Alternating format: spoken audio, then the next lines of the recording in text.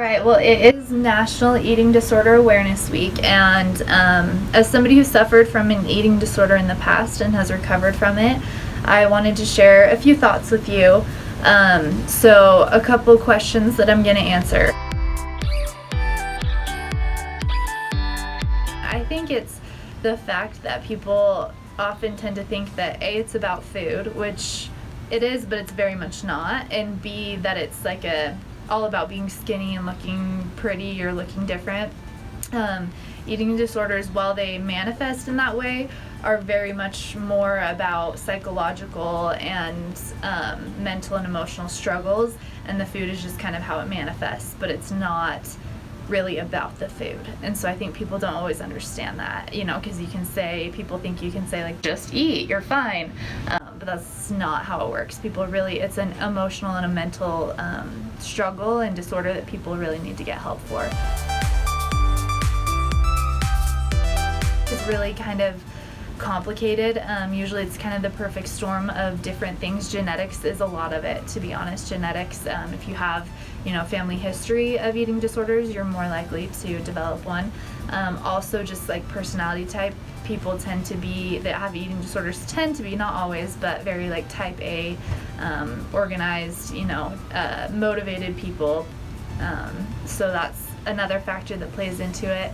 And then also just circumstance. I know when mine developed, it was just a really hard time in my life, and it was kind of my way to gain control. When people, or at least that's what I thought at the time, when people are struggling and feeling out of control, that is one way that it can manifest sometimes, is people can develop an eating disorder. So what can you do if you're suffering from an eating disorder? The biggest thing I would say is just get help. I know it's hard. I know you don't want to. I know you're embarrassed or scared or whatever. I understand all those feelings, but getting help. Luckily, my parents were very, very supportive, and I had good friends and family that helped me get into therapy, even though I didn't want to go at first. I was in denial, a lot of people are, but getting help, reach out. If you know you're struggling or you think you might be even, just reach out to whoever it is, your parents, your friends, your family, your teachers, anyone that you feel like you can trust. Reach out and just ask for help. You will not regret it, I promise that. How you can support somebody that's going through an eating disorder, just being there for them, just being there if they want to talk, if they don't want to talk, just helping them know that you love them and you're there to support them through it, not pushing them to, the like, you need to eat stuff doesn't really help. That's what more like the therapy and dietitians are for, but just from a family and a friend perspective, just being there for them and letting them know that you're gonna support them and that you love them.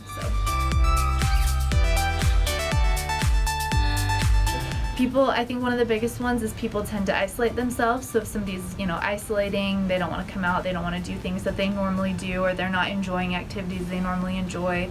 Obviously, you can see it sometimes in their food, but people can be very tricky about hiding it and how they go about that. I know, unfortunately, I used to do things to kind of hide that I wasn't eating very much.